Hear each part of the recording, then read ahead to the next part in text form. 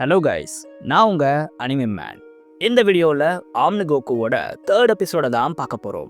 அதுக்கு முன்னாடி நம்ம சேனலுக்கு சப்ஸ்கிரைப் பண்ணிட்டு அப்படியே அந்த லைக் பட்டனை தட்டி விட்டுருங்க. இப்போ கதைக்குள்ள போகலாம். லாஸ்ட் எபிசோடில் வெஜிடா ஒரு டைம் ட்ராவல் பண்ணி ஏன்ஷியன் டைமுக்கு போயிருப்பாரு. அங்கே நடக்கிற எந்த விஷயமும் புரியாமல் தவிச்சிருப்பாரு. அப்போது அவருக்கு ஹெல்ப் பண்ணுறதா சொல்லிக்கிட்டு ஒரு மிஸ்டீரியஸ் மேன் வருவார். இதோட லாஸ்ட் எபிசோட் முடிஞ்சிருக்கும். இந்த எபிசோடில் அதை பற்றி காட்டாமல் நமக்கு கோகு வர்சஸ் விஸோட ஃபைட்டை காட்டுறாங்க. இதில் கோகு பயங்கரமாக டஃப் கொடுத்து ஃபைட் பண்ணுறாரு. இவரோட அட்டாக்ஸ் எல்லாம் ரொம்ப பவர்ஃபுல்லாக இருக்குது. விஸும் சும்மா விடலை. கோகுவோட எல்லா மூவ்ஸ்ல இருந்தும் தப்பிக்கிறாரு. ஆல்மோஸ்ட் ஒரு அட்டாக் கூட விஸ் மேலே படலை. அந்தளவுக்கு விஸ் பவர்ஃபுல்லாக இருக்காரு. ஒரு கட்டத்தில் கோகு விஸ் கிட்ட தோற்று போகிறாரு. அடேங்கப்பா விஸ், என்னால் ஒரு அட்டாக்கை கூட ஓ மேலே பண்ண முடியலை. உனக்குள்ள எவ்வளோதான் பவர்ஸ் இருக்குன்னு கோகு கேட்குறாரு.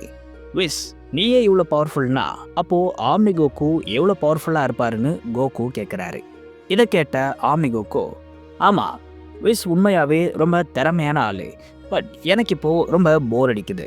நீ கொஞ்சம் இடத்த காலி பண்ணா நான் விஸ் கூட கொஞ்சம் ஸ்பேரிங் பண்ணுவேன்னு ஆம்னி கோகு சொல்கிறாரு. இல்லை, நீ ஏன் கூட ஸ்பேர் பண்ணு ப்ளீஸ்னு கோகு கேட்குறாரு. ஓஹோ, உன்னால் என்னை சமாளிக்க முடியும்னு நீ நினைக்கிறியான்னு ஆம்னி கோகு கேட்குறாரு. அதையும் தான் பார்ப்போமேன்னு கோகு சொல்ல, ஆம்னி கோகுக்கும் கோகுக்கும் ஒரு பேட்டில் இப்போது நடக்க போகுது. கோகு அவரோட ஸ்டாண்ட்ஸில் ரெடியாக நிற்கிறாரு. ஆம்னி கோகு அவரோட காஸ்டியூமை லைட்டாக மாற்றிக்கிறாரு. இவங்க ரெண்டு பேரும் ஒருத்தரோட ஒருத்தர் மோதிக்க ரெடியாக இருக்காங்க. சைமல்டேனியஸாக நமக்கு வேற ஒரு பேட்டில் காட்டுறாங்க. ஆமாம், ட்ரங்க்ஸும் கோஹானும் கிங்காய் பிளானட்டில் மோதிக்கிட்டு இருக்காங்க. இவங்களை லாஸ்ட் எபிசோடில் ஆம்னி கோகு மீட் பண்ணி வரப்போகிற வாருக்கு ரெடியாக இருக்க சொல்லியிருப்பாரு. இதுக்காக தான் இவங்க ரெடி ஆகுறாங்க. கோஹான் ட்ரங்க்ஸ் கூட பயங்கரமான ஒரு ஃபைட்டை பண்ணுறாரு. ட்ரங்க்ஸும் கோஹானை போட்டு பொழக்கிறாரு. இவங்க ரெண்டு பேருமே செம ஓவர் பவர்டாக இருந்தாலும் இந்த இடத்துல இவங்க ரெண்டு பேருமே சேமுங்கிற மாதிரி தான் காட்டுறாங்க. கோஹான் ஒரு இடத்துல ஸ்டாப் ஆகுறாரு. ஒரு ஃபார்மை இப்போ அவர் அவேக் பண்ண போகிற மாதிரி தெரியுது. கோஹான், எனக்கு தெரியும் இப்போ நீ ஒரு பவர்ஃபுல்லான ஃபார்மை அவேக் பண்ண போகிற, அப்படி தானேன்னு ட்ரங்க்ஸ் கேட்குறாரு. கோஹான் அவரோட சூப்பர் செயின் ஃபார்மை அவேக் பண்ணுறாரு. கோஹான், இது உண்மையாகவே ரொம்ப பவர்ஃபுல்லாக இருக்குன்னு ட்ரங்க்ஸ் சொல்கிறாரு. என்னோட அப்பா முதல்ல எனக்குள்ளே இருக்கிற பொட்டென்ஷியலை ட்ரிகர் பண்ணி என்னை அவேக் பண்ண வச்ச ஒரு ஃபார்ம் தான் இது. அவர் இல்லைன்னா இதை என்னால் அவேக்கே பண்ணியிருக்க முடியாது. ஆனால் நான் இப்போது இந்த பவர்ஸை உனக்கு அகைன்ஸ்டாக யூஸ் பண்ண போகிறது இல்லைன்னு கோஹான் சொல்கிறாரு. நீ என்ன சொல்கிற? எனக்கு ஒன்றும் புரியலைன்னு ட்ரங்க் சொல்ல காட்சிகள் மாறுது. கோகு ஆம்னி கோகுவோட சண்டை போட்டுக்கிட்டு இருக்காரு. ஏ கோகு, நீ நானும் ஒன்று தானே எனக்கு நல்லாவே தெரியும். பட் உன்னோட ஃபைட்டிங் ஸ்டைல் ரொம்பவே டிஃப்ரெண்ட்டாக இருக்குன்னு ஆம்னி கோகு சொல்கிறாரு. ஆம்னி கோகு, நானும் கவனித்தேன், உனக்குள்ள ஏகப்பட்ட பவர்ஸ் இருக்கு. ஆனால் நீ அது எதையுமே யூஸ் பண்ண மாட்ற. அது எல்லாத்தையும் நீ இப்போது யூஸ் பண்ணணும். உன்னை நான் யூஸ் பண்ண வைப்பேன். அதுக்காக இப்போ நான் ஒரு ஃபார்மை அவாய்ட் பண்ணுறேன்னு சொல்லிட்டு கோகு சூப்பர் செயின் ஃபார்மை அவாய்ட் பண்ணுறாரு. சைமல்டேனியஸாக நமக்கு கோஹான் வர்சஸ் ட்ரங்க்ஸ் ஃபைட்டை காட்டுறாங்க. அங்கே கோஹான் அவரோட பீஸ்ட் ஃபார்மை அவாய்ட் பண்ணுறாரு. ட்ரங்க்ஸ் இதை ஆச்சரியமாக பார்க்குறாரு. ஒரு சேயனோட ட்ரூ பவர்ஸ் அவனோட டெய்லில் இல்லை. எல்லாரும் அப்படி தான் நினச்சாங்க. ஆனால் நானும் என்னோட அப்பாவும் என்னோட கிராண்ட் ஃபாதரான பேர்டாக்கோட ஃபைட்டிங்கை பார்த்தோம். நியர் டெத் டைமில் கூட அவர் ஃபோர்ஸ் பண்ணி அவரோட ஹார்ட்டை பீட் பண்ண வச்சார். அப்போ தான் நான் இந்த விஷயத்தை புரிஞ்சுக்கிட்டேன். ஒரு சேயனோட ட்ரூ பவர் அவனோட வாலில் இல்லை, அவனோட ஹார்ட்டில் இருக்குது. அவனோட எமோஷன்ஸ் அவனை எப்படி வேணால் மாற்றும். இதை ஃபியூலாக யூஸ் பண்ணால் ஒரு சேயனால் எப்பேற்பட்ட ஃபார்ம்ஸையும் அவாய்ட் பண்ண முடியும்னு கோஹான் சொல்கிறாரு. Very good கோஹான். அப்போது இனிமே நானும் என்னோட ட்ரூ பவர்ஸை ஹோல்ட் பண்ண தேவையில்லைன்னு நினைக்கிறேன்னு சொல்லிட்டு ட்ரங்க்ஸ் அவரோட ஃபார்மை அவாய்ட் பண்ணுறாரு. இந்த ஃபார்மை நமக்கு காட்டலைனாலும் ரெட் எனர்ஜி அவரை சுற்றி கிரியேட் ஆகுது. காட்சிகள் மாறுது. ஆம்னி கோகுவும் பயங்கரமாக ஃபைட் பண்ணிக்கிறாங்க. கோகு செம்ம ஓவர் பவர்டாக கொஞ்சம் கொஞ்சமாக மாறிக்கிட்டே வராரு. கோகு, உன்னோட அட்டாக்ஸ் ரொம்பவே நல்லா இருக்கு. ஆனால் அது இன்னும் கொஞ்சம் எஃபெக்டிவாக இருந்தால் நல்லா இருக்கும்னு ஆம்னி கோகு சொல்கிறாரு. நீயும் கொஞ்சம் அக்ரெசிவாக சண்டை போட்டால் நல்லாயிருக்கும். இப்போ வரைக்கும் நீ எதையோ ஹோல்ட் பண்ணுறியோன்னு எனக்கு சந்தேகமாக இருக்குன்னு கோகு சொல்கிறாரு. பரவாயில்லையே, இந்த ஒரு பேட்டில் மூலமா நீங்க 2 பேரும் ஒருத்தர் நல்லா அனலைஸ் பண்ணிக்கிறீங்களேன்னு விஸ் சொல்றாரு. காட்சிகள் மாறுது. வெஜிடாக்கும் மிஸ்டீரியஸ் மேனுக்குமான அந்த கான்வர்சேஷனை நமக்கு காட்டுறாங்க. வெஜிடா, சேயன்ஸ்க்கு ஒரு தலைவன் இப்போ தேவைப்படுறான். அதுக்கு நீ தான் சரியான ஆளுன்னு அந்த மிஸ்டீரியஸ் மேன் சொல்றாரு. எனக்கு இது எதுவும் வேண்டாம், என்னோட டைம்லைனுக்கு அனுப்பிட்டாலே போதும்னு வெஜிடா சொல்றாரு. உன்னோட டைமுக்கு தானே, தாராளமாக அனுப்புகிறேன். பட் இப்படி பண்ணுறதுனால நீ சேயன்ஸ் இனத்தையே பெட்ரே பண்ணுறங்கிற எண்ணம் உனக்கு வரலையான்னு அந்த மிஸ்டீரியஸ் மேன் கேட்குறான். வெஜிடா, என்னால் உனக்கு ஹெல்ப் பண்ண முடியும். பட் இதை நான் பண்ணிட்டா உன்னோட சேயன் இனத்துக்கு தேவைப்படுற இந்த நேரத்தில் அவங்க முதுகில் குத்தனா மாதிரி ஆகிடும். இதுதான் சேயன் ப்ரைடான்னு உன்னோட மனசாட்சியே உன்னை கேட்கும். அதனால நான் இப்போ உனக்கு கொஞ்சம் டைம் தரேன், நல்லா யோசிச்சு எந்த முடிவாக இருந்தாலும் ஏழுன்னு அந்த மேன் சொல்கிறாரு. காட்சிகள் மாறுது. ஒரு வாட்டர் ஃபால்ஸுக்கு நடுவில் வெஜிடா உட்காந்துக்கிட்டு இருக்காரு. அந்த மிஸ்டீரியஸ் மேன் சொன்ன விஷயங்கள் எல்லாத்தையும் யோசிச்சுக்கிட்டு இருக்காரு. அப்போ திடீர்னு ஒரு சத்தம் கேட்குது.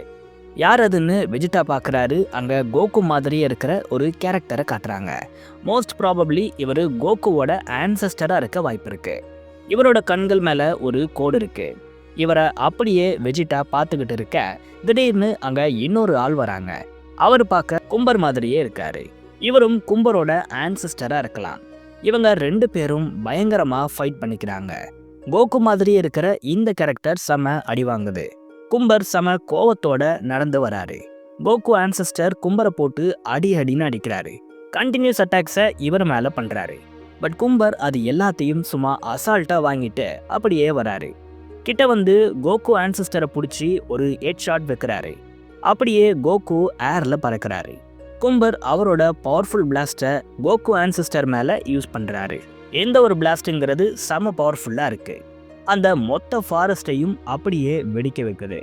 இதோட ஒழிஞ்சாண்டான்னு கும்பர் அப்படியே மூவ் ஆக கோகு ஆன்சஸ்டர் மறுபடியும் எழுந்து வராரு. இதை பார்த்து கும்பர் ஷாக் ஆகுறாரு. கோகு ஆன்சஸ்டர் அப்போதான் ஒரு அன்எக்ஸ்பெக்டட் மூவை பண்ணுறாரு. ஆமாம், சூப்பர் சேயனை ஆக்டிவேட் பண்ணுறாரு. இதை வெஜிடாவே ஷாக் ஆகி பார்க்குறாரு.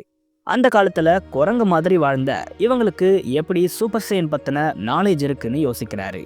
கோகு ஆன்சஸ்டர் அந்த ஃபார்மை ஆக்டிவேட் பண்ணிட்டு கும்பரை போட்டு பொழந்து எடுக்கிறாரு. கும்பர் செம அடி வாங்கிட்டு இருக்காரு. கோகு ஆன்சஸ்டர் ஒரு பஞ்ச் விட அவரோட கையோட கலர் மொத்தமாக மாறிடுச்சு. என்ன நடக்குதுன்னு அவர் ஷாக் ஆகுறாரு. வெஜிடாவும் இப்படி தான் ஷாக் ஆகி பார்க்குறாரு. இது எனக்கே ரொம்ப புதுசாக இருக்கு. அடுத்து என்ன நடக்க போகுதுன்னு அவரும் ஆர்வமாக பார்க்குறாரு. திடீர்னு கோகு ஆன்சஸ்டர் ரெடி ஷாராவை எமிட் பண்ணுறாரு. அவரோட பாடி முழுக்க இந்த டெட்லி ஆரா ஃபார்ம் ஆகுது. அடுத்த செகண்டே இவர் அவரோட டார்கெட்டையே மறந்து போகிறாரு. கிட்டத்தட்ட வைல்ட் அனிமல் மாதிரி பிஹேவ் பண்ணுறாரு. பக்கத்தில் இருந்து இது எல்லாத்தையும் பார்த்துட்டு இருந்த வெஜிடாவை கோகு ஆன்சஸ்டர் அட்டாக் பண்ணுறாரு. வெஜிடா அதில் இருந்து அசால்ட்டாக தப்பிக்கிறாரு. அவர் மேலே ஒரு கிக்கையும் விடுறாரு.